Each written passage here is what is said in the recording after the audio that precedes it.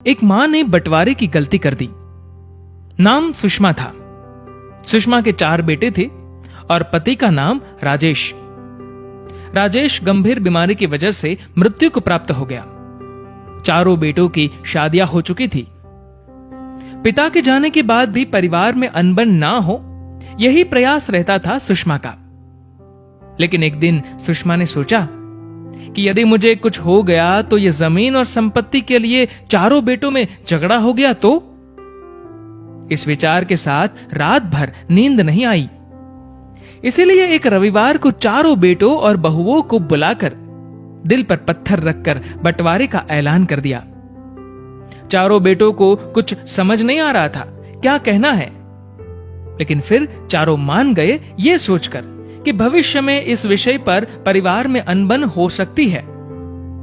बंटवारे के 1 महीने तक तो सब ठीक था, लेकिन फिर धीरे धीरे सभी का प्रेम सुषमा के प्रति कम होता जा रहा था। बंटवारे के बाद सबने बड़ी बड़ी सोसाइटी में अलग अलग घर ले लिए और अलग अलग ही रहने लगे। एक परिवार के 4 परिवार हो गए। सुषमा यही तो नहीं चाहती थी, इसीलिए तो बंटवारा किया था कि परिवार एक रहे। लेकिन यहां तो सब कुछ उल्टा हो गया।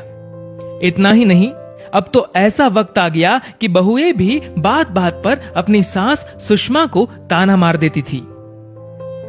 हद पार तो तब हुई जब एक बेटे ने कह दिया कि मां, कितने दिन और हमारे साथ रहोगी? कुछ दिन दूसरे भाइयों के साथ भी तो रह लो।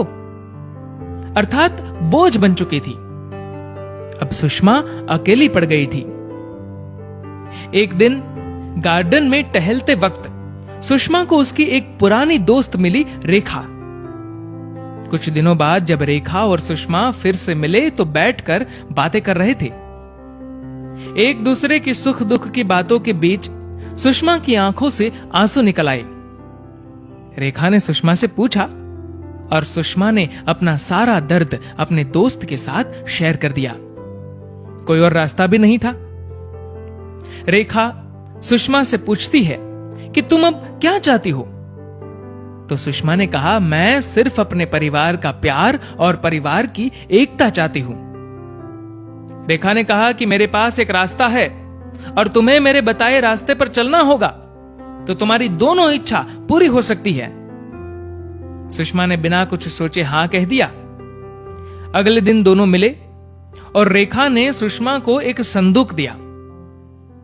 सुषमा को कुछ समझ नहीं आया तो पूछा कि रेखा, इसका क्या करना है और ये मेरी इच्छा पूरी करने में क्या मदद करेगा? रेखा ने कहा कि घर जाकर चारों बेटों को सिर्फ इतना कह दो कि यह संदूक में बहुत बड़ी संपत्ति है जो मेरे मरने के बाद आपको मिलेगी। तब तक मैं इसे अपने कमरे में रखूंगी और इसकी चाबी मेरी सहेली रेखा के पास रहेगी। मानो बवंडर आ गया। सभी बेटे और बहुएं सोचने लगी कि संदूक में कुछ न कुछ तो कीमती है। धीरे धीरे माहौल बदलने लगा। वही बेटे अब कहने लगे कि मां, प्लीज अब यहीं रहना हमेशा। बहुएं भी ऐसी सेवा करने लगी कि सुषमा को विश्वास ही नहीं हो रहा था। अब तो चारों बेटों में बहस होती थी कि मां मेरे पास रहेगी। सुषमा ये सब देखकर खुश तो थी, लेकिन वो सभी की नीयत को समझ गई थी। ये जो इतना प्रेम उमड़ रहा था वो मां के प्रति नहीं बल्कि संदूक के प्रति प्रेम था। वक्त बीतता गया और दिन निकलते गए और दुनिया का यही उसूल है, जो आया है उसे एक दिन जाना ही है। सुषमा भी एक दिन शांत हो गई। परिवार ने अग्नि संस्कार किया। अभी चिता की राख ठंडी भी नहीं हुई थी कि सब टूट पड़े संदूक पर। लेकिन संदूक की चाबी तो रेखा के पास। सब कुछ आजमा लिया लेकिन संदूक खुलने का नाम ही नहीं ले रहा था। तभी रेखा आई और चाबी देकर चली गई। चाबी लेने के बाद किसी ने रेखा को बैठने के लिए भी नहीं कहा। खैर, परिवार ने संदूक खोल ही लिया। ऊपर कुछ पत्थर रखे थे।